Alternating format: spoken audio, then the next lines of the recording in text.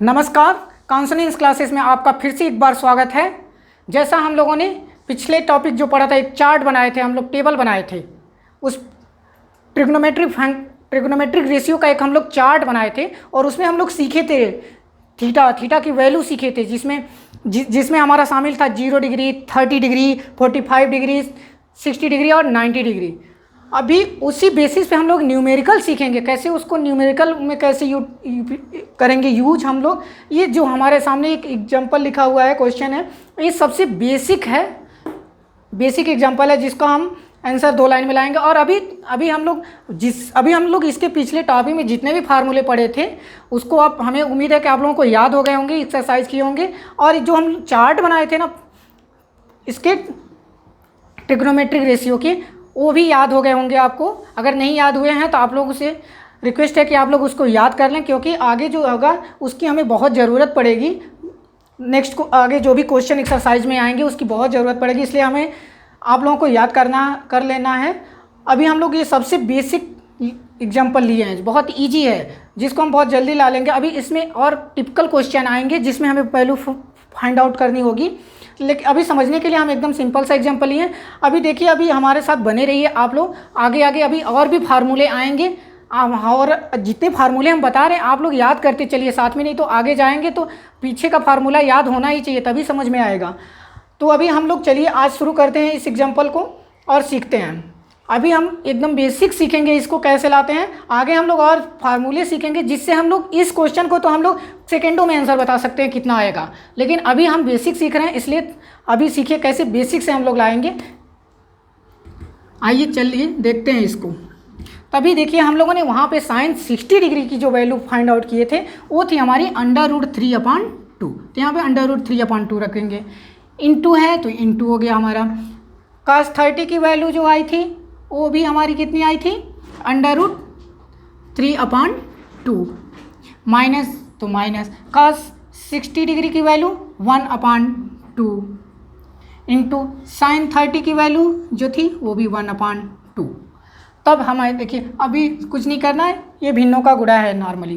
तो अभी हम √3 का √3 में करेंगे तो ये हो जाएगा 3, और ये होगा 2 2 जा 4, माइनस 1 1 जा 1 और 2 2 जा 4। अभी देखिए, ये नॉर्मल सा ये भिन्नों का घटाना हो गया, फ्रैक्शन का सब्ट्रैक्शन है, और यहाँ पे हर समान है तो सीधा सा हर समान है तो हम सीधे घटा लेते हैं अंश का अंश में। तो ये हो गया 3 - 1, यहाँ से आ गया हमारा 2/4, और यहाँ से 2 1 जा 2, 2 2 जा 4, सिंप्लीफाई कर दिया तो आ गया 1/2।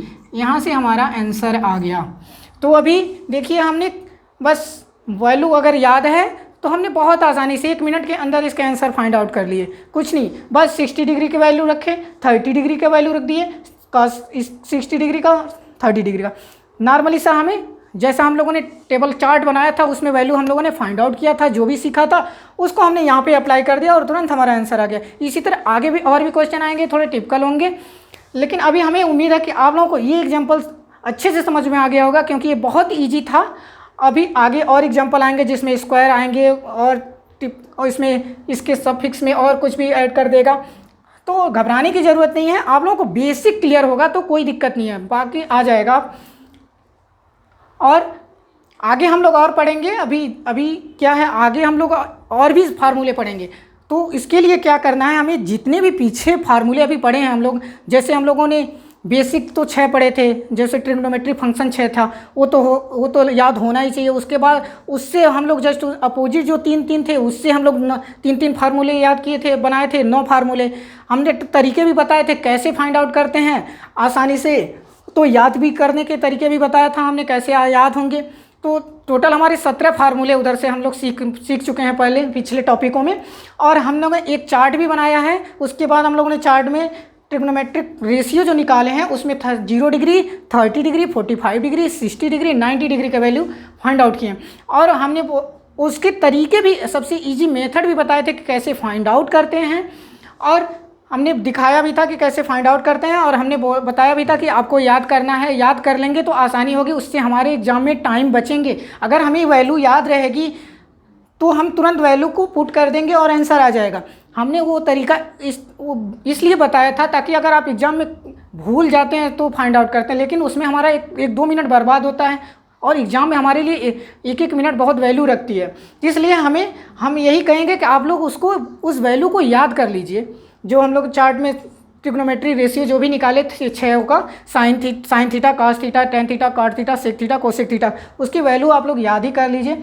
और आगे हम लोगों को अभी और भी फार्मूले आते रहेंगे, तो हमें एक एक फार्मूले याद रखने और उसके बेसिस पे एक्सरसाइज करते रहना है। अभी ये बेसिक था, आगे हम लोग और भी इसके बेसिस पे और भी सीखेंगे। और हमें उम्मीद है कि आप लोगों को ये वाली जो है क्वेश्चन जो है अच्छे से समझ में आ गया होगा। अगर इससे रिलेटेड और भी क्वेश्चन कोई कॉम्प्लिकेटेड होता है, अगर आपसे नहीं सॉल्व हो पा रहा है, तो बेझिझक आप हमारे पास हम मेल कर सकते हैं, कमेंट बॉक्स में कमेंट कर सकते हैं, मेल कर सकते हैं। मेल हमने पहले भी बता रखा है, sahani-indresh92@gmail.com। आप बेझिझक बिना संकोच किए आप मेल कर सकते हैं, हम रिप्लाई दे देंगे तुरंत। और आप कहेंगे तो उस पर हम वीडियो भी बना के अपलोड भी कर देंगे, पूरे अच्छे से समझा के, जैसा भी होगा। और हमें उम्मीद है कि आप लोग पढ़ते रहेंगे। आज के लिए हम लोग इस टॉपिक को यहीं बंद करते हैं और आप लोग घर पे रहिए, सुरक्षित रहिए और पढ़ाई करते रहिए। धन्यवाद।